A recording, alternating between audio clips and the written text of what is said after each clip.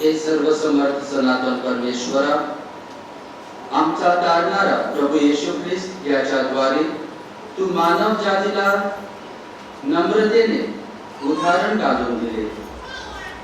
मानव होऊन व क्रूसावर पूर्णपणे व क्रूसावर प्राण अर्पण करून त्याने तुझी इच्छा पूर्ण केली. त्याच्या दुःख सहनाचा आदर्श समोर ठेवून आम्ही तुझी साक्षी जगाला द्यावी म्हणून आम्हाला सहाय कर. त्याच्या पुनरुत्थानात सहभागी होण्यास आम्हाला पात्र कर. ही प्रार्थना आम्ही तुझ्या बरोबर पवित्र आत्म्याच्या ऐक्यात सर्वकाळ जिवंत राहणारा व राज करणारा एकच परमेश्वर तुझा पुत्र आमच्या प्रभू येशू ख्रिस्त याच्याद्वारे करतो. आमेन.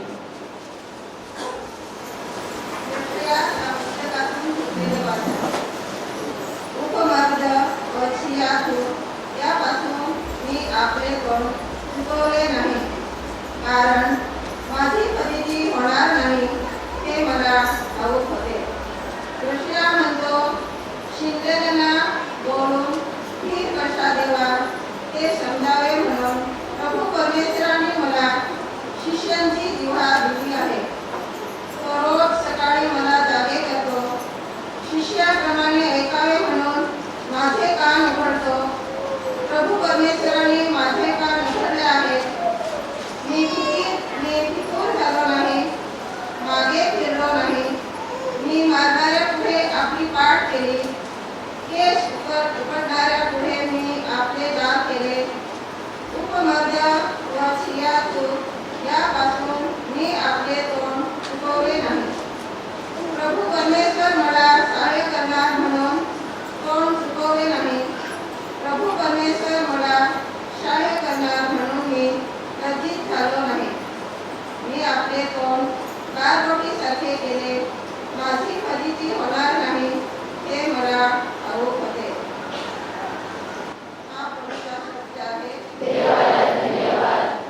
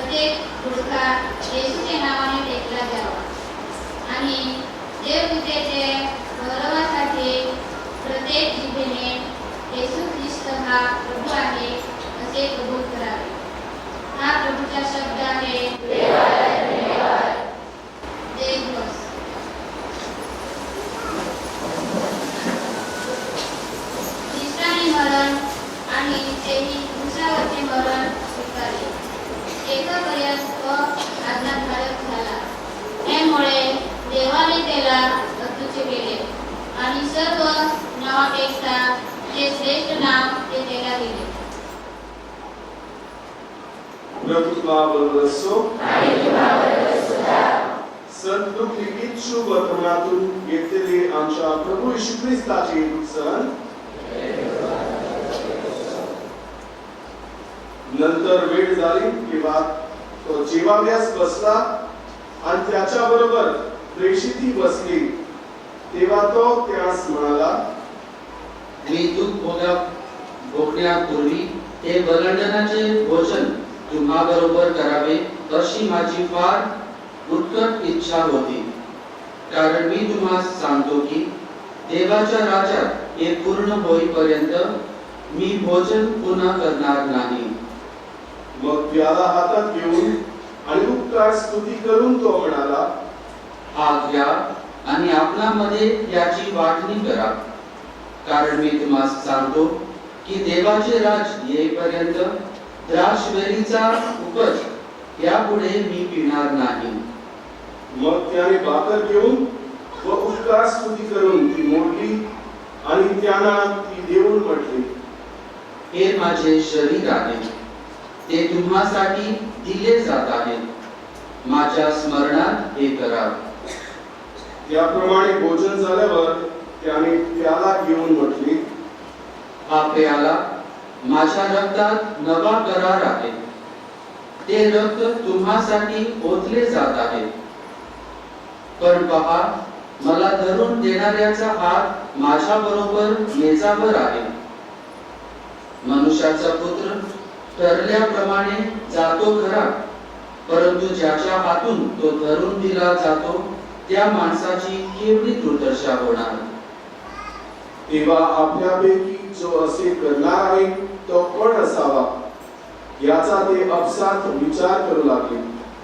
आणखी आपणामध्ये कोण मोठा मानला जात आहे याविषयी त्यांच्यामध्ये वाद झाला. तेव्हा त्याने त्यास म्हटले, पर राष्ट्रांचे राजे त्यांच्यावर प्रभुत्व करतात आणि ते जे त्यांच्यावर अधिकार गाजवतात त्यांना ते परोपकारी असे म्हणतात. परंतु तुम्ही तसे नसावे, तर तुम्हामध्ये जो मोठा तो धाकट्यासारखा आणि जो पुढारी तो सेवा करणाऱ्यासारखा असावा. मोठा कोण, भोजनास बसणारा किंवा सेवा करणारा? भोजनास बसणारा की नाही? मी तर तुम्हामध्ये सेवा करणाऱ्यासारखा आहे. माझ्या परीक्षामध्ये माझ्या बरोबर टिकून राहिलेले तुम्हीच आहात. जसे माझ्या पित्याने मला राज्य नेमून दिले तसे मी तुम्हास नेमून देतो, यासाठी की तुम्ही माझ्या राज्यात माझ्या मेजावर खावे व प्यावे आणि राजासनावर बसून इस्रायलच्या 12 वंशाचा न्याय करावा. सिमोना, सिमोना, पहा, तुम्हास गव्हासारखे चाळावे म्हणून सैतानाने मागणी केली, परंतु तुझा विश्वास ढळू नये म्हणून तुझ्यासाठी मी विनंती केली आहे. आणि तू वळलास म्हणजे तुझ्या भावास स्थिर कर. तो त्याला म्हणाला, प्रभुजी, मी आपणाबरोबर तुरुंगात खाण्यास आणि तूप मळण्यासही तयार आहे.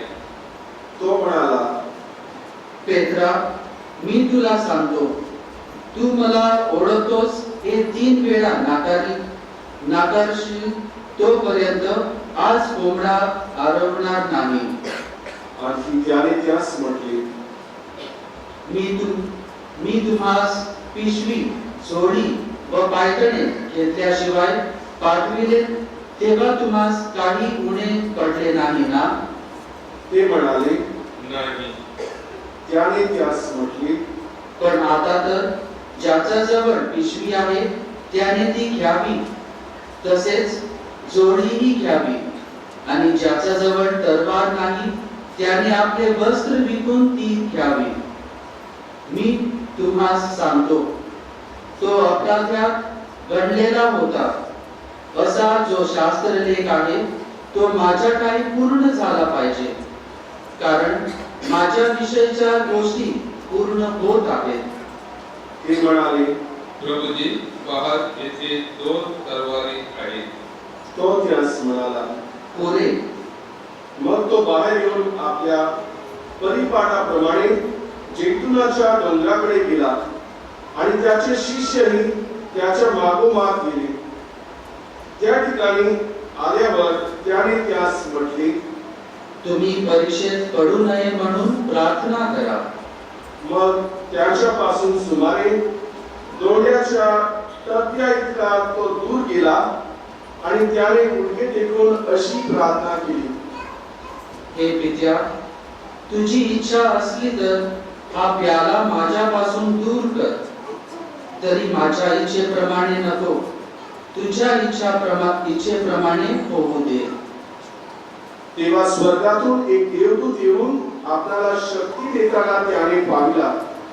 मग अत्यंत विवाह होऊन त्याने अधिक आग्रहाने प्रार्थना केली. तेव्हा रक्ताचे मोठमोठे थेंबे भूमीवर पडावे असं त्याचा घाम पडत होता. प्रार्थना करून उठल्यावर तो शिष्याजवळ आला. तो ते खिन्न झाल्यामुळे झोपी गेलेले त्यास आढळले. तो त्यांना म्हणाला, झोप का घेता? तुम्ही परीक्षेत पडू नये म्हणून उठून प्रार्थना करा. तो बोलत आहे इतक्यात पहा, लोक समुदाय आला. त्यात येहुदा नावाचा 12तला एक जण त्याच्या पुढे चालत होता. तो येशूचे चुंबन घ्यावयास त्याच्या जवळ आला. येशू त्याला म्हणाला, यहूदा, चुंबन घेऊन मनुष्याच्या पुत्राला धरून देतोस काय? त्याच्या सभोवती जे होते ते आता काय होणार हे ओळखून त्याला म्हणाले, प्रभूजी आम्ही तलवार चालवावी काय? त्याच्यातील एकाने प्रमुख याजकाच्या दासावर प्रहार करून त्याचा उजवा कान चाटून टाकला. तेव्हा येशूने म्हटले, एवढे होऊ द्या. आणि त्याने त्याच्या कानाला स्पर्श करून त्याला बरे केले. जे मुख्य याजक, मंदिराचे सरदार आणि वडील त्याच्यावर चालून आले होते त्यास येशू म्हणाला, जसे लुटारूवर जावे तसे तुम्ही तलवार आणि सोटे घेऊन निघाला काय? मी दररोज मंदिरात तुमच्या बरोबर असे तरी तुम्ही माझ्यावर हात टाकला नाही. पण ही तुमची खटका आणि अंधाराची सत्ता आहे. मग त्याने त्याला पकडून चालवले आणि प्रमुख याजकाच्या घरी नेले. तेव्हा पेत्र धरून मागे चालू लागला. ते अंगणाच्या मध्यभागी विस्तव पेटवून एकत्र बसले होते. त्याच्यामध्ये पेत्र जाऊन बसला. तेव्हा एका दासीने त्याला विस्तवाच्या उजेडात बसलेला पाहून त्याच्याकडे टक लावून म्हटले, आही त्यांच्या बरोबर होता. पण ते नाकारून तो बोलला, बाई मी त्याला ओळखत नाही. काही वेळाने दुसऱ्या एकाने त्याला पाहून म्हटले, तू ही त्यांच्यातला आहेस. पेत्र म्हणाला, ग्रासता मी नाही. सुमारे 1 तास झाल्यावर आणखी एक जण खात्रीपूर्वक म्हणू लागला, बरोबर आही त्यांच्या बरोबर होता. हा गालिलेच आहे. पेत्र म्हणाला, ग्राहस्ता तू काय बोलतोस ते मला समजत नाही. आणि असे तो बोलत आहे इतक्यात कोंबडा आरवला. तेव्हा प्रभूने वळून पेत्राकडे दृष्टी लावली आणि आज कोंबडा हरवण्यापूर्वी तू 3 वेळा मला नाकारशील. असे जे प्रभूने पेत्राला सांगितले होते ते त्याला आठवले. मग तो बाहेर जाऊन मोठ्या दुःखाने रडला. ज्या लोकांनी येशूला धरले होते ते त्याची कुचेष्टा करीत त्याला मारित होते. त्याने त्याचे डोळे बांधून त्याला विचारले, अंतर्जालाने बोल, तुला कोणी मारले? आणि नाना प्रकारचे अपशब्द बोलून त्याने त्याची निंदा केली. मग उजाडल्यावर लोकांचे वडील मंडळ, मुख्य याजक व शास्त्री एकत्र जमले आणि ते त्याला आपल्या न्याय सभेत नेऊन म्हणाले, तू ख्रिस्त आहेस तर आम्हास सांग. त्याने त्यास म्हटले, मी तुम्हास सांगितले तरी तुम्ही मुळीच विश्वास धरणार नाही, आणि मी विचारले तरी तुम्ही उत्तरच देणार नाही. तथापि यापुढे मनुष्याचा पुत्र सर्वसमर्थ देवाच्या उजवीकडे बसेल.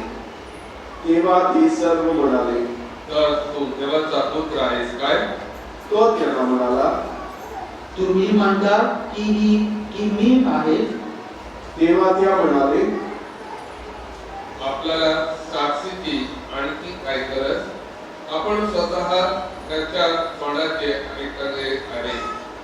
नंतर ती सर्व मंडळी उठली आणि त्यांनी त्याला पिलाताकडे नेले आणि ते त्याच्यावर असा आरोप करू लागले की, हा आमचा राष्ट्राला चितवताना कैसरला कर देण्याची मनाई करतात ना, आणि मी स्वतः ख्रिस्त राजा आहे असे म्हणताना आम्हाला आढळला. तेव्हा पिलाताने त्याला विचारले, तू यहूद्याचा राजा आहेस काय? त्याने त्याला उत्तर दिले, आपण म्हणता तसेच. तेव्हा मुख्य याजकास आणि लोक समुदायास पिलाताने म्हटले, मला त्या मनुष्यात काही दोष आढळत नाही. तरी ते अधिकच आग्रह करून म्हणाले, त्याने गालिलापासून आरंभ करून येथेपर्यंत साऱ्या यहूद्यास शिक्षण देऊन लोकांस चितवलेच आहे. तेव्हा पिलाताने हे ऐकून, हा मनुष्य गालिली आहे काय? असे विचारले, आणि तो हेरोदाच्या अंमलात आहे असे समजल्यावर त्याने त्याला हेरोदकडे पाठवले, कारण तोही त्या दिवसात येरुशलेमात होता. येशूला पाहून हेरोदाला फार संतोष झाला, कारण त्याच्याविषयी ऐकले असल्यामुळे त्याला भेटावे अशी बऱ्याच दिवसापासून त्याची इच्छा होती, आणि त्याच्या हातून घडलेला एखादा चमत्कार पाहावयास मिळेल अशी त्याला आशा होती. त्याने त्याला बरेच प्रश्न केले, परंतु येशूने काही उत्तर दिले नाही. तेव्हा मुख्य याजक व शास्त्री उभे राहून आवेशाने त्याच्यावर आरोप करीत होते, आणि हेरोदाने व त्याच्या शिपायांनी त्याचा धिक्कार व उपवास करून आणि जगजगीत वस्त्रे त्याच्या अंगावर घालून त्याला पिलाताकडे परत पाठवले. त्याच दिवशी पिलात आणि हेरोद हे एकमेकाचे मित्र झाले. त्यापूर्वी त्याचे आपसात वेळ होते. मग पिलाताने मुख्य याजक, अधिकारी आणि लोक यास एकत्र बोलावून म्हटले, हा मनुष्य लोकांस पितवणारा म्हणून त्याला कोणी माझ्याकडे आणले, आणि पहा, ज्या गोष्टीचा आरोप तुम्ही त्याच्यावर करतात त्या संबंधी मी तुमच्या समक्ष त्याची चौकशी केल्यावर मला त्या मनुष्याकडे काहीही दोष सापडला नाही, हेरोदलाही सापडला नाही, कारण त्याने त्याला आमच्याकडे परत पाठवले आहे. आणि पहा, त्याने मरणदंड भोगण्यासारखे काही केलेले नाही, म्हणून मी त्याला फाटके मारून सोडून देतो. परंतु सर्वांनी एकच ओरड करून म्हटले, त्याची वाट लावा आणि आम्हासाठी बाराबाला सोडा. हा माणूस शहरात झालेला दंगा व खून यास बंधनात तुरुंगात टाकलेला होता. येशूला सोडावे या इच्छेने पिलाताने पुन्हा त्याच्या बरोबर भाषण केले, तरी त्याला बंदस्तभावर खिळा असे ते ओरडत राहिले. तो त्यास तिसऱ्यांदा म्हणाला, का बरे? त्याने काय वाईट केले आहे? त्याच्याकडे मरणदंड होण्यासारखं काही दोष मला सापडला नाही. त्या वास्तवा मी त्याला फाटके मारून सोडून देतो. पण त्याला बंदस्तभावर खिळायचा. असा त्यांनी मोठ्याने ओरडून आग्रह चालवला, आणि त्याच्या ओरडण्याला यश आले तेव्हा त्यांच्या मागण्याप्रमाणे व्हावे असा पिलाताने निकाल दिला. नंतर गंगा व खून या संबंधात तुरुंगात टाकलेल्या ज्याला त्याने मागितले होते त्याला त्याने सोडून दिले आणि येशूला त्याच्या मर्जीवर सोपवून दिले. पुढे ते त्याला घेऊन जात असता कोणी एक कुरेनीकर सिमोन शेतावरून येत होता. त्याला त्याने धरून त्याच्यावर वधस्तंभ लादला आणि त्याला येशूच्या मागे तो वाहण्यास लावले. तेव्हा त्याच्या मागे लोकांचा आणि पूर बुडवून घेऊन त्याच्यासाठी शोक करीत असलेल्या स्त्रियांचा मोठा समुदाय चालला होता. येशू त्याच्याकडे वळून म्हणाला, अहो येरुशलेमाच्या कन्यानो, माझ्यासाठी रडू नका, तर स्वतःसाठी आणि आपल्या मुलाबाळासाठी रडा. कारण पहा, असे दिवस येतील की ज्यात वांझ व प्रवसलेले उदरे आणि न पाजलेले स्तन ही धन्य आहेत असे म्हणतील. त्या समयी ते पर्वतास म्हणून लागतील, आम्हावर पडा, व तेडक्यास म्हणतील, आम्हास झाका. ओल्या झाडाला असे करतात तर वाढलेल्यांचे काय होईल? त्याच्याबरोबर दुसऱ्या दोघा जणांस ते अपराधी असल्यामुळे वधस्तंभी देण्यासाठी नेमले. नंतर ते कवटी म्हटलेल्या जागी आले. तेव्हा तेथे त्याने त्याला आणि त्या अपराध्यास एकाला त्याच्या उजवीकडे आणि एकाला डावीकडे असे वधस्तंभावर खेळले.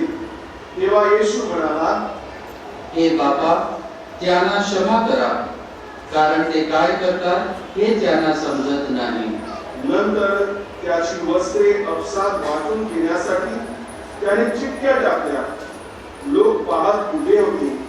अधिकारी नाक मुरडीत म्हणाले, याने दुसऱ्यांना वाचवले. जर तो देवाचा ख्रिस्त त्याचा निवडलेला असला तर त्याने स्वतःलाच वाचवावे. शिपायांनी जवळ येऊन आम त्याच्या पुढे धरून त्याची अशी तट्टा केली की, तू यहूद्याचा राजा आहेस तर स्वतःच वाचव. हा यहूद्याचा राजा आहे असा एक लेखी त्याच्या वरती होता.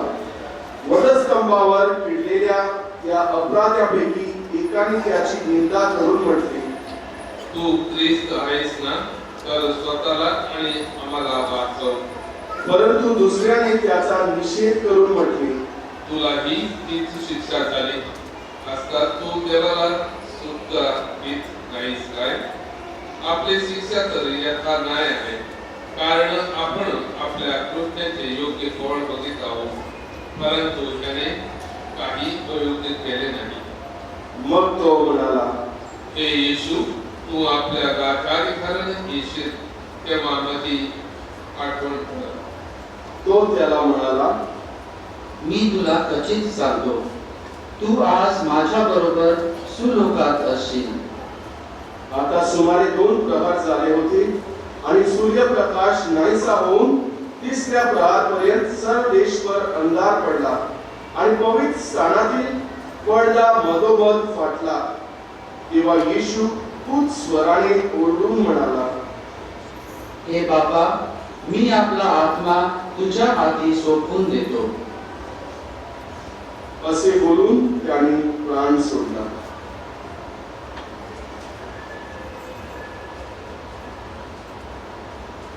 तेव्हा जे झाले ते पाहून शताधिपतीने देवाचे गौरव करून म्हटले, खरोखर हा मनुष्य नीतिमान होता. हे दृश्य पाहण्याकरिता जमलेले सर्व लोक समुदाय झालेल्या घटना पाहून पूर बडवीत परत गेले. तेव्हा त्याच्या ओळखीचे सर्वजण आणि ज्या स्त्रिया त्याच्या मागे गालिलेहून आल्या होत्या त्या ते पाहत दूर उभ्या राहिल्या होत्या. आणि पहा, यहूद्याच्या अरिमथाई नगरातला योसेफ नावाचा एक मनुष्य होता. तो न्याय सभेचा सदस्य असून सज्जन आणि धार्मिक होता. त्याने त्याच्या विचाराला व कृत्याला संमती दिली नव्हती आणि तो देवाचा राजाची प्रतीक्षा करीत होता. त्याने पिलाताकडे जाऊन येशूचे शरीर मागितले. ते त्याने खाली काढून त्याच्या वस्त्राने गुंडाळले व खडकात खोदलेल्या कबरेत ठेवले. या कबरेत अद्याप कोणाला ठेवले नव्हते. तो तयारी करण्याचा दिवस होता आणि सब्बात सुरू होणार होता. गलिलाहून त्याच्या बरोबर आलेल्या स्त्रियांनी त्याच्या मागून येऊन ती कब्र पाहिली आणि त्याचे शरीर कसे ठेवले हेही पाहिले. मग त्याने परत जाऊन सुगंधी द्रव्य व सुवासिक तेले तयार केली. सब्बात दिवशी आज्ञेप्रमाणे त्या स्वस्थ राहिल्या. प्रभू ख्रिस्ताचे दुःख सहन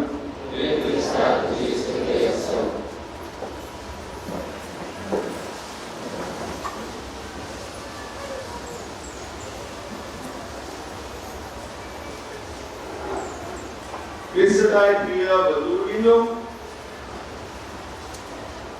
आज आपण प्रभू ख्रिस्ताच्या दुःख सणाचा रविवार साजरा करतो. पॅशन संडे किंवा पाम संडे, जावळ्याचा रविवार. आणि 2000 वर्षापूर्वी काय झालेलं होतं त्याची आपण आठवण करतो. आपल्या ख्रिस्ती लोकांसाठी आपण सर्वात आपल्या धर्माचा महत्त्वाच्या आठवड्यात प्रवेश करत आहोत. सर्वात महत्त्वाचा आणि पवित्र वेळ हा येशूच्या जीवनाचे शेवटचे दिवस, शेवटचा आठवड्या, त्याचे शेवटचे कार्य आपण पाहतो. कसे प्रमाणे 33 वर्षात त्यांनी काढले लोकांना बरे करून, पण शेवटी लोकांनी त्याला नाकारला. लांब वाचन आम्ही ऐकले आहे. बंधूंनो, आपण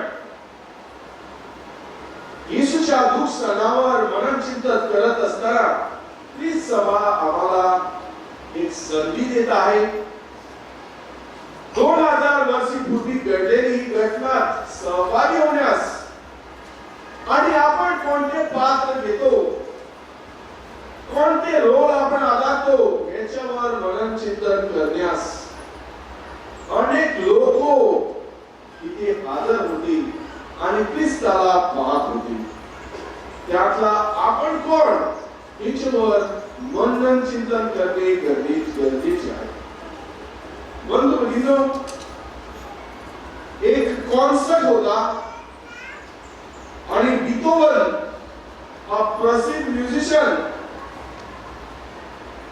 याचे जे कंपोज केलेले म्युझिक होते ते प्रस्तुत करणारा लेपोल नावाचा कंपोजर आणि कंडक्टर हा मोठा ऑर्केस्ट्रा करत होता. आणि या ऑर्केस्ट्रामध्ये एक भाग असा होता की ट्रम्पेट वाजवणारा स्टेजच्या बाहेरून वाजवायचा होता. तर ऑर्केस्ट्राची सुरुवात झाली. लोक सर्जन एकदम थक्क होऊन पाहत होते. सुंदर ऑर्केस्ट्रा. आणि जेव्हा स्टेजच्या बाहेरून हा ट्रम्पेट वाजवणाराचा वेळ आला होता, हा लेपोल कंडक्टर त्याची वाट पाहतो, तर ट्रम्पेटचा आवाजच येत नाही.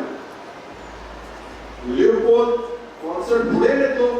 दुसऱ्या वेळी त्याचा भाग होता, दुसऱ्या वेळी तरी वाजवणार या आशेने कंटिन्यू करतो. दुसऱ्या वेळी हा ट्रम्पेट वाजवत नाही आणि असा कॉन्सर्ट संपतो.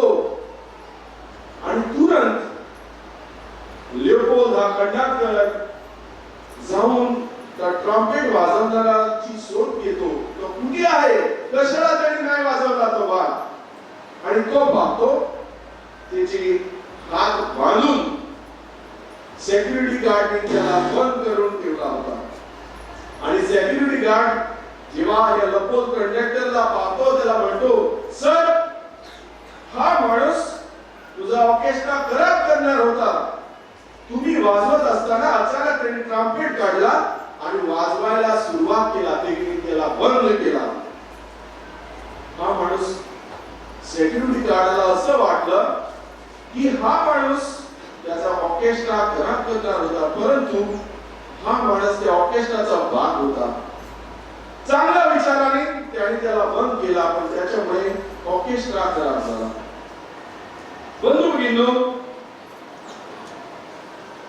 येशूच्या शेवटच्या दिवसात असे काही दृश्य घडले. लोक समुदाय यहुदी त्याचे विचार चांगले होते. आपण आज मिसाच्या सुरुवातीला जुलूस काढून मिरवणूक काढून प्रवेश केलेला आहे. होसाना गाऊन जे लोकांनी येरुशलेम मध्ये येशूला स्वागत केला होता, राजा म्हणून पुकारलेला होता, यहुदी खुश झालेले होते, त्याच्यासाठी राजा आलेला आहे. पवित्र शुक्रवारचे दिवस ते काय सांगतात, याला क्रूसावर वधस्तंभावर पिडा. जे पिढी त्याला राजा घोषित करत होते, अचानक त्याला क्रूसावर पिडण्याचा आदेश देतात. आणि कशासाठी? त्याच्या मनात तर चांगला विचार होता, ते पवित्र शास्त्र समजले नाही. त्याला वाटलं की हा माणूस देवाचा विरोध बोलतो, स्वतः देवाचा पुत्र म्हणून पुकारतो, ही गलत आहे, म्हणून ते त्याचा नाश करण्यास पाहतात. ते समजले नाही होते. बंधू पहिले ते येशूला राजा करायचा विचार ते स्वप्न पाहत होते. पण येशू कशा प्रकारचा राजा हे लोकांना पाहिजे होता. आपण पाहिलं तर एक पॉलिटिकल लीडर त्यांना पाहिजे होता. त्यांना रोमनच्या गुलामीतून बाहेर काढण्याचा एक राजा पाहिजे होता. म्हणून ते आनंदाने येशूला स्वागत करतात. त्यांनी पाहिलं होता येशू किती चमत्कार करतो, तर एक युद्ध जिंकण्यासाठी येशूला सोपे आहे, तर येशूला राजा करण्याचं पाहतात. पण येशू त्यांना एक संदेश देत आहे. राजाचे वाहन म्हणजे घोडा किंवा हातीवर बसून राजा प्रवेश करणार होता. पण येशू काय घेऊन येतो? कोणावर बसून येतो? कोणावर येशू बसून येतो? कोण? एक गाढवावर बसून येतो. गाढव आपण पवित्र बायबल मध्ये पाहिलं तर शांतीचा प्रतीक आहे. घोडा हाती युद्धाचं प्रतीक. राजा युद्धासाठी घोड्यावर बसून जातात. तर येशू हा संदेश देण्याचा प्रयत्न करतो येरुशलेमच्या लोकांना, मी शांतीचा राजा आहे आणि माझे राज्य युद्ध करून स्थापित करणार नाही. मी माझे राज्य या जगाचे नाही, माझे राज्य स्वर्गाचे आहे. हे तो पिलातालाही सांगतो. जर माझे राज्य या जगाचे होते तर माझे शिष्यांनी युद्ध केले होते माझा बचाव करण्यास, परंतु माझे राज्य स्वर्गाचे आहे. शांतीचा मी राजा आहे.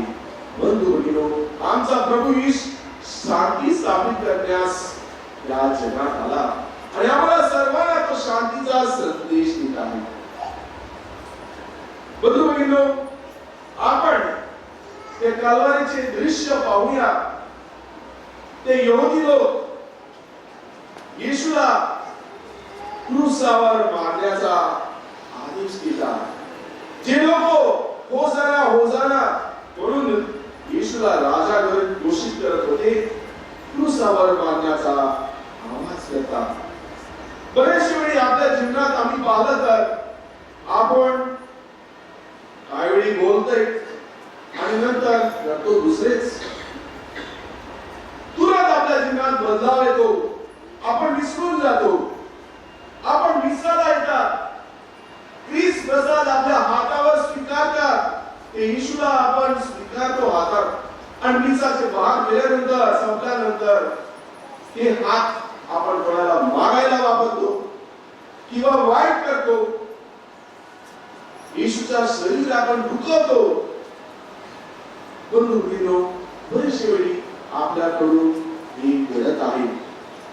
मिसामध्ये आपण होसाना हालेलुया सांगतो, पण बाहेर गेल्यानंतर तेच तोंड वापरून आपण दुसऱ्यांना गाडीशिवाय वाईट शब्दांनी बोलतो.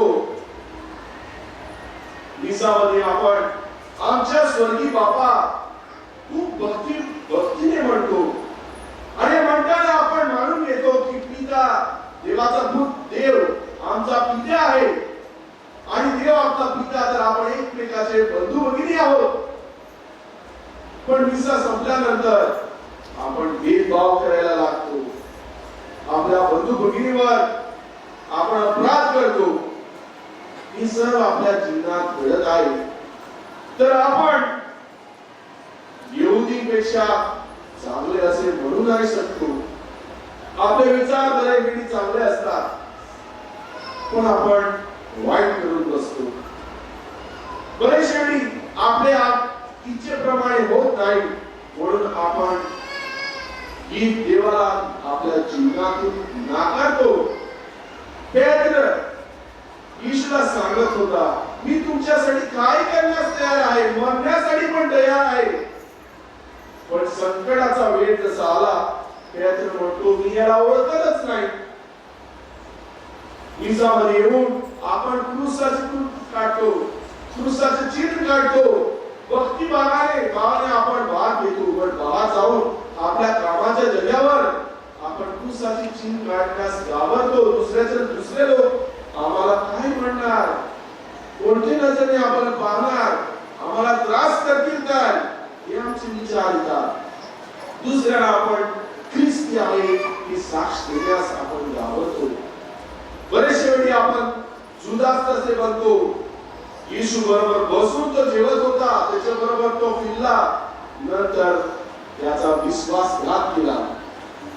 आपण बरेचशे वेळी आपल्या बंधू भगिनीची विश्वासघात करतो. आपले बंधू भगिनी म्हणजे ख्रिस्ताचे प्रतीक. ख्रिस्त आपल्यामध्ये सर्वांमध्ये आहे. आपण सर्व मिळून ख्रिस्ताचे शरीर. बंधू भगिनींनो, आज हा विचार करण्यास आम्हाला ख्रिस्त सभा ही संधी देत आहे. आपण कोणतं पात्र पाडतो या दुःखसहनाच्या रहस्यामध्ये आज विचार करूया. आपण तिथे होत असेल तर मी काय केलं असता, मी पण त्या लोकांना क्रूसावर मारा म्हणले असते की मी दुःखाने भरून ख्रिस्ताला वाचवण्याचा प्रयास केला असेल. या दुःख सहनाच्या रविवारी आपण येशूची क्रूसावर दुःख सहन म्हणून चिंतन करूया. दरेक जीव आपल्या जीवनात दुःख सहन त्रास घेतात, ते स्वीकारण्यास आपण प्रयास करूया. ख्रिस्त ते दुःख सोडून धावला नाही. भले लोकांनी त्याला सांगितलं ख्रिस्त आहे, क्रूसावर नीचे उतर, दाखवून द्या मला तू ख्रिस्त आहे, आम्ही तुझ्यावर विश्वास ठेवणार. आपण क्रूस सोडून धावायची नाही, ते क्रूस स्वीकार करूया. जसे क्रूसाद्वारे येशूने विजय प्राप्त केला, आम्हालाही क्रूसाद्वारे आमच्या जीवनात विजय प्राप्त केला. आमेन.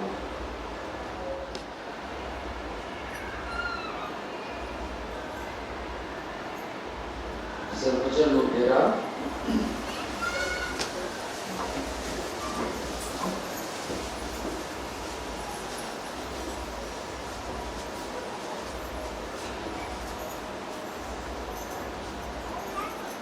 आमच्या श्रद्धेचे आम्ही प्रकटीकरण करूया आणि सर्वजण आपण एकत्रित म्हणूया. स्वर्गाने पृथ्वी यांच्या उत्पन्न करता सर्वसमर्थ परमेश्वर पिता यावर माझा विश्वास आहे. त्याच्या एकुलत्या पुत्र आमच्या प्रभू येशू ख्रिस्त यावर माझा विश्वास आहे. तो पवित्र आत्म्याचे आणि प्रतिसादाला तुम्हाला मेरा सुजनाला वंदिता दशमला आदित्य गुरुवे या प्रसाद केले हमारे बाबा के तो तरह उतरा से इसने बना सदा सदा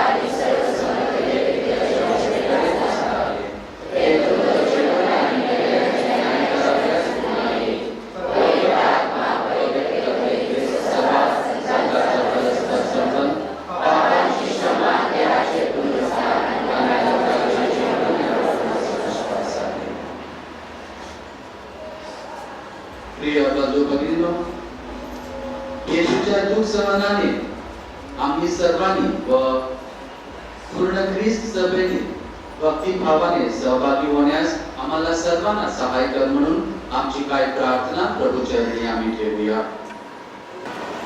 आपले परमगुरु पोप फ्रान्सिस, महागुरु, धर्मगुरु, धर्मभगिनी व प्रापंचिक यांना परमेश्वराची कृपा मिळावी आणि चांगले शारीरिक व मानसिक आरोग्य लाभावे, तसेच त्यांच्या कार्याद्वारे ख्रिस्ताची ओळख संपूर्ण जगाला मिळावी म्हणून आपण प्रभूचरणी प्रार्थना करूया.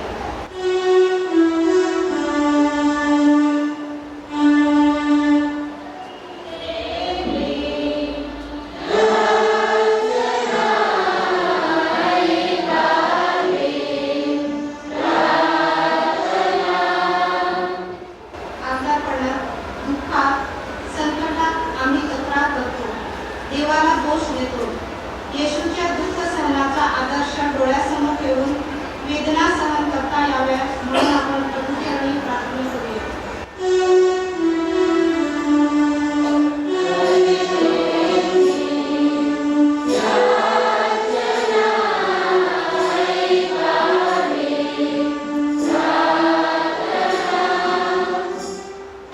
आज ख्रिस्ती लोकांचा छळ होत आहे. या छळाला न भिता प्रभू येशूची प्रेमाची, क्षमेची आणि सेवेची शिकवण देण्यास आपणास धैर्य लाभावे म्हणून आपण प्रभूचरणी प्रार्थना करूया.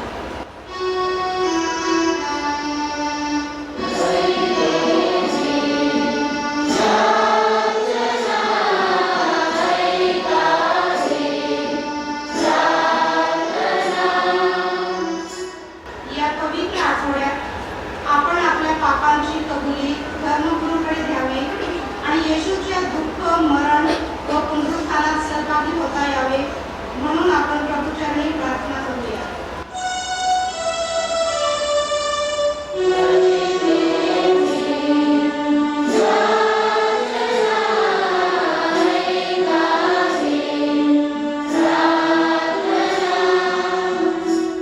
दुःखात आणि संकटात देखील आम्ही येशूप्रमाणे देवपित्याच्या आज्ञेत राहावे आणि आज्ञाधारक राहून देवाचा गौरव करावा म्हणून आपण प्रभूचरणी प्रार्थना करूया.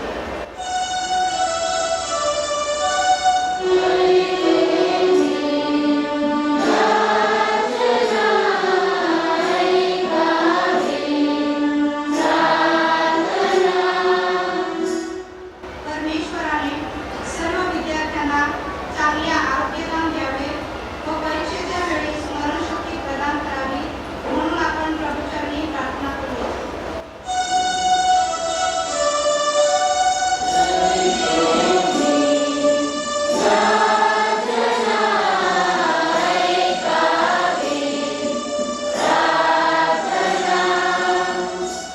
थोडा वेळ शांत राहून आपल्या वैयक्तिक, कौटुंबिक, सामाजिक गरजा प्रभूचरणी मांडूया.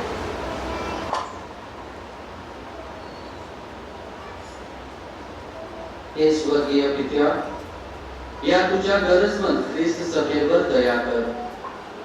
संपूर्ण अंतर्नाने आम्ही या प्रार्थना तुला अर्पण करीत आहोत, त्यांचा तू स्वीकार कर. ही प्रार्थना आम्ही आमच्या प्रभू ख्रिस्ताद्वारे करतो. आमेन.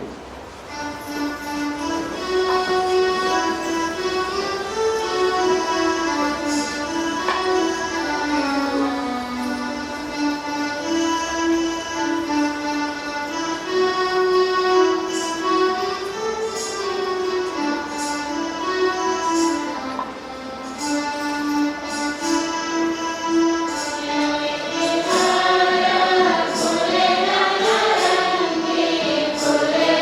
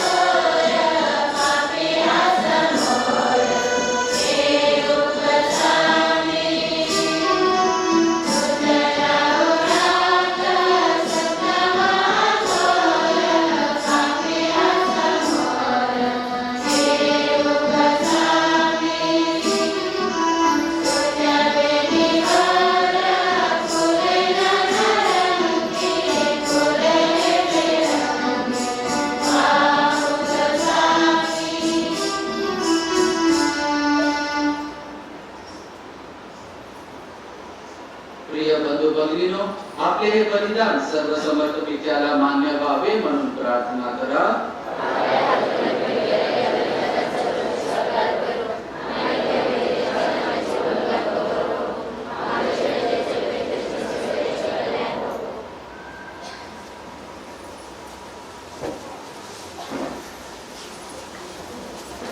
हे प्रभू, तुझा एकुलता पुत्र येशू याच्या यातना व मृत्यूमुळे आम्ही तुला प्रिय बनलो. एकट्याने आम्ही काही मिळवू शकत नाही. या परिपूर्ण समर्पणामुळे तुझे प्रेम व तुझी दया आम्हाला लाभो. ही प्रार्थना आम्ही प्रभू येशूच्या नावाने करतो. आमेन. प्रभू तुम्हा बरोबर असो. तुमचे अंतःकरण प्रभूकडे लावा. प्रभू आमचा परमेश्वर याचे आभार मानूया. हे पवित्र पित्या, सर्वसमर्थ सनातन परमेश्वरा, आमच्या प्रभू येशू ख्रिस्ताद्वारे आम्ही तुझे नित्य व सर्व आभार मानावे हे योग्य व तारणदायक आहे. पापरहित असूनही त्याने आम्हा पाप्याकरिता स्वेच्छेने दुःख सहन केले. निर्दोषी असूनही आम्हाला दोषमुक्त करण्याकरिता त्याने मरण स्वीकारले. आपल्या मरणाने त्याने आमची पापे नष्ट केली. आपल्या पुनरुत्थानाने त्याने आम्हाला आध्यात्मिक नवजीवन मिळवून दिले. म्हणून हे प्रभू, सर्व दूत गणाबरोबर आम्ही तुझे आनंदाने गुणगान गातो.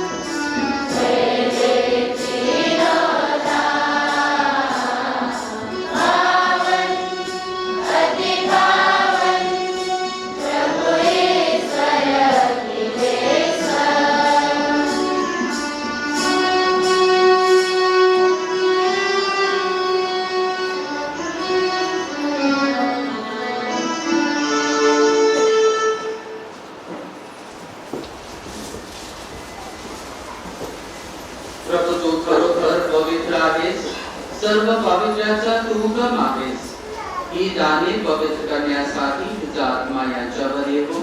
ही दाने आमच्यासाठी आमच्या प्रभू येशू ख्रिस्ताचे शरीर व रक्त बनो.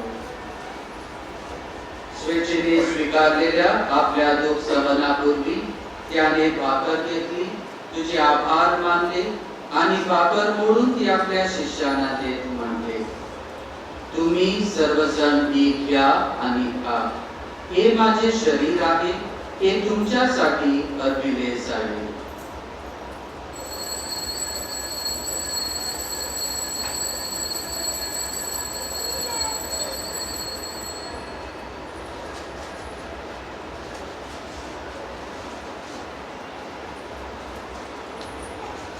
भोजन झाल्यानंतर त्याने प्याला घेतला, पुन्हा तुझे आभार मानले व तो प्याला आपल्या शिष्यांना देत म्हटले, तुम्ही सर्वजण आत या व यामधून प्या.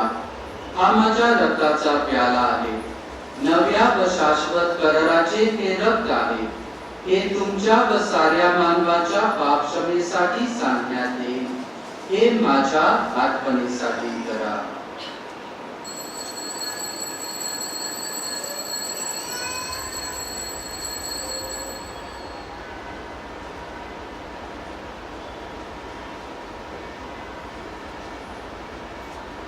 श्रद्धेच्या रहस्याचा आपण जयघोष करूया.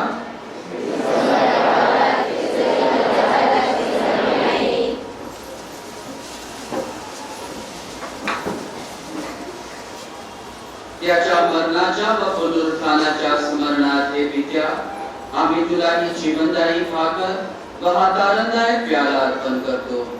तुझ्या समोर उभे राहण्यास व तुझी सेवा करण्यास आम्हाला पात्र केल्याबद्दल आम्ही तुझे आभार मानतो. ख्रिस्ताचे शरीर व रक्त सेवन करणारे आम्ही सर्व पवित्र आत्म्याचे कृपेने एक व्हावे असे आम्ही विनवितो. प्रभू जगभर पसरलेल्या जगती सभेची आठवण कर. आमचे परमगुरू फ्रान्सिस, आमचे महागुरू फिलिप नेरी व इतर सज्जन यांचे साक्षी तुझ्या प्रेमात उतरतर वाट कर. मरणात पुन्हा उठण्याच्या श्रेष्ठ ख्रिस्ताच्या विश्वास ठेवलेल्या आमच्या बंधू भगिनीची आठवण कर. त्यांना वाक्यस्थ वाच झाले तर सर्व लोकांना तुझे दिव्य दर्शन घडून दे.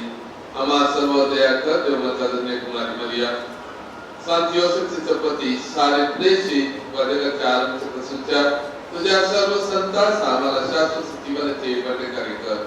त्यांच्या बरोबर आम्ही तुझी करावी व आमच्या प्रभू ख्रिस्त तुझा गौरव गावा म्हणून आम्हाला कृपा दे.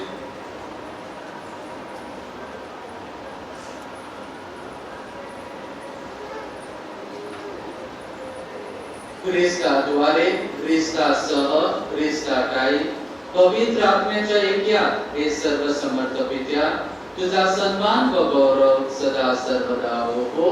आमेन.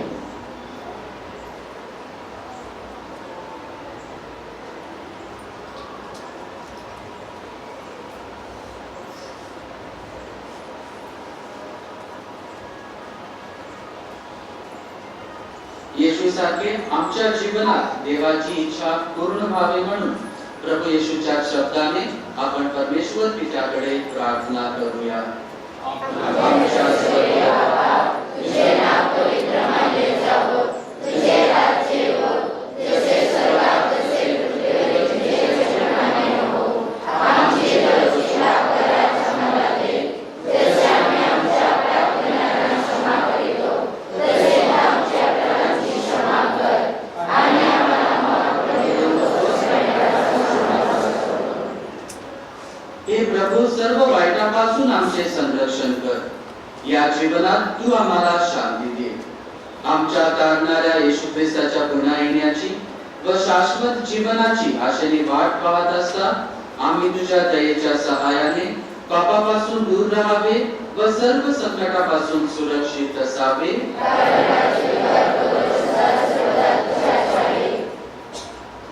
हे प्रभू येशू ख्रिस्ता, तू आपल्या प्रेषितास म्हणालास, मी तुम्हासाठी शांती राखून ठेवतो, मी माझी शांती तुम्हास देतो.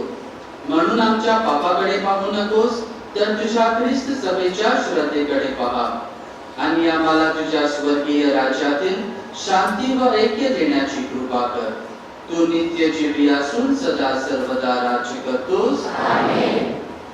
प्रभूची शांती तुम्हा बरोबर सदा असो.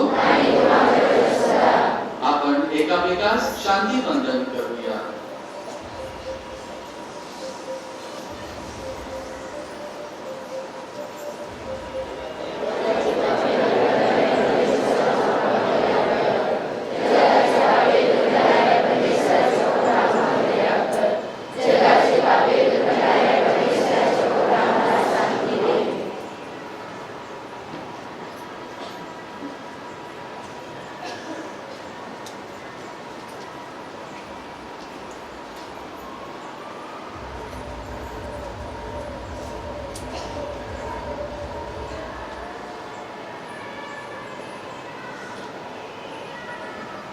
जगाची पापे दूर करणारे हे देवाचे गोकुळ पहा. याच्या वचनास परतण्यात आलेले आपण सर्व सण धन्य.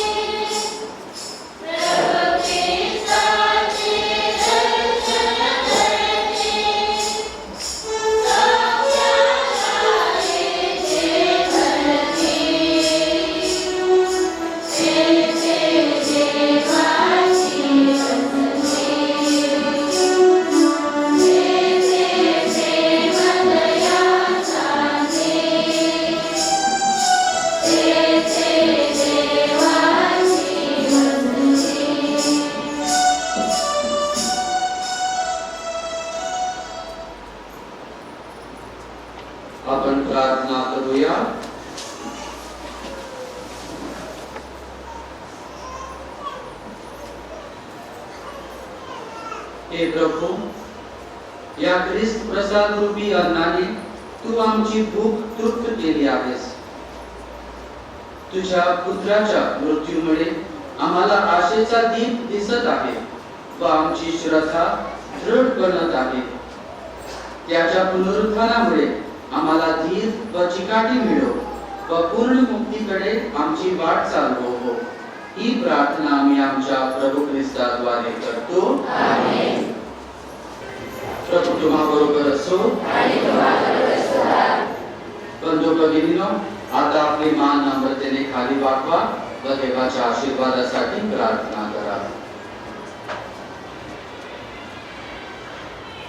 दया स्वरूप परमेश्वराने आपल्या एकुलत्या पुत्राच्या दुःसहनाद्वारे आपल्या निस्वार्थी प्रेमाचे उदाहरण आम्हाला घालून दिले आहे. तुम्हाकडून ईश्वराची व लोकांची निस्वार्थी सेवा घडो व त्यामुळे तुम्हाला परमेश्वराचे अगणित आशीर्वाद मिळो. ख्रिस्ताने आपल्या मृत्यूने मृत्यू कायमचा नष्ट केला हे तुम्ही मान्य करता. तो तुम्हाला सर्व काळचे जीवन दान करो. आम्हासाठी त्याने नम्रता स्वीकारली.